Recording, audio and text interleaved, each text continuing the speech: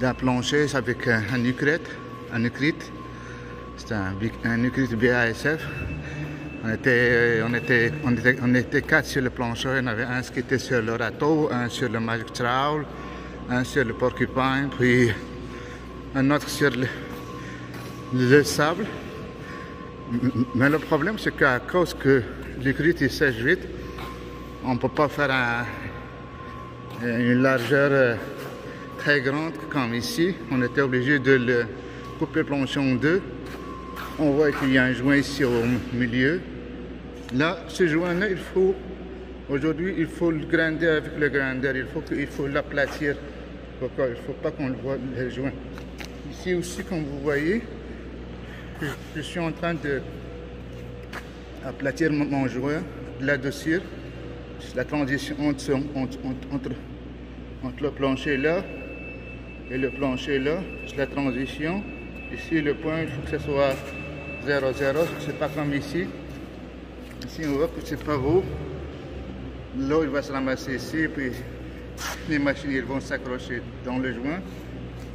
Avant de mettre temps clair, il faut l'adoucir comme ici. On voit plus que. Après ça, on va mettre un petit peu de sable. Donc c'est ça aujourd'hui. On va aspirer le sable.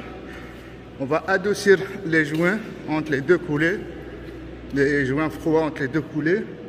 Il faut tout passer le grain d'une petite lame diamant entre les deux planchers. Lui et l'autre. Nettoyer tous les drains. C'est ça. Tout aspirer le sable en excès. Puis tout nettoyer aussi dans les drains ici, dans les caniveaux. Il faut tout enlever ce qu'il y a collé pour que les couvercles puissent rentrer. Puis après ça, on va couvrir ça avec un époxy. Avec un époxy normal, de bonne qualité. Peut-être comme un sur le squeegee plat, un sur le rouleau, un sur le back rolling.